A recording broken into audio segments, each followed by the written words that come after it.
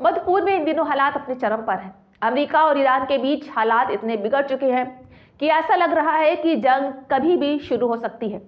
America ने अपने युद्धपोत, लड़ाकू विमान और मिसाइल सिस्टम मध्य पूर्व में तैनात कर दिए हैं और ईरान पर कड़ा दबाव बनाने की कोशिश कर रहा है। अमेरिका का कहना है कि अगर ईरान ने कोई भी सैन्य कदम उठाया तो उसे भारी नुकसान भुगतना पड़ेगा।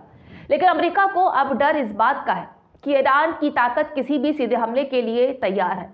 ईरान ने साफ कर दिया है कि वो अपने देश और जनता की सुरक्षा के लिए पूरी ताकत के साथ तैयार है। देश के supreme leader Ayatollah Ali Khamenei और सैन्य कमांडरों ने बार बार कहा कि अगर हमला हुआ तो ईरान तुरंत और सशक्त जवाब देगा। उन्होंने ये भी स्पष्ट किया है कि उनकी रक्षा क्षमता और मिसाइल शक्ति किसी भी दबाव या समझौते से कम नहीं होगी।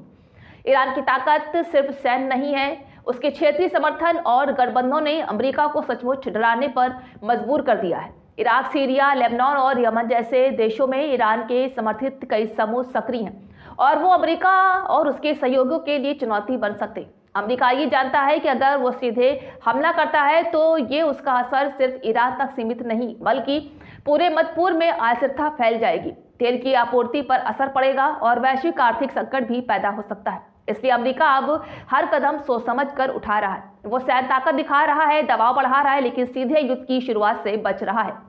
वहीं तुर्की, सऊदी अरब, कतर और अन्य मध्य पूर्व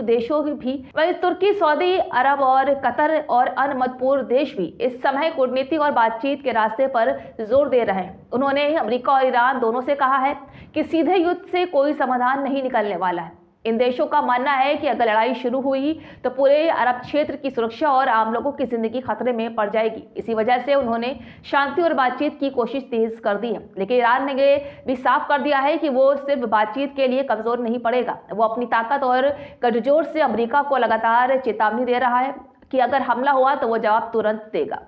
इस समय दुनिया भर की निगाहें इस संघर्ष पर टिक गई हैं। ये सिर्फ अमेरिका और ईरान के बीच की टकराव नहीं है, बल्कि ये एक वैश्विक राजनीतिक और सुरक्षा संकट बन चुका है। अमेरिका अपनी शक्ति दिखाकर दबाव बना रहा है और ईरान अपनी रणनीति, मिसाइल शक्ति और क्षेत्रीय समर्थन के जरिए अमेरिका को थर-थर कांपने पर मजबूर कर रहा है। दोनों तरफ से तैयारियां जोरों पर हैं और हर कोई चाहता है कि पहले बातचीत और कूटनीति का रास्ता अपनाया जाए ताकि कोई बड़ा युद्ध ना हो। कुल मिलाकर आज की स्थिति यह है कि जंग की घंटी बज सकती है किसी भी वक्त। अमेरिका और उसके सहयोगियों की रणनीति ईरान की ताकत से थम गई है और ईरान पूरी तैयारी के साथ खड़ा हुआ है। अगर कोई भी पक्ष जल्दबाजी करेगा तो पूरे मध्य पूर्व में भारी संकट पैदा हो सकता है। इस समय यही महत्वपूर्ण है कि कूटनीति और बातचीत के रास्ते से ही इस तनाव को खत्म किया जाए, वरना दुनिया एक नए युद्ध की दहलीज पर खड़ी हुई दिखाई दे रही है।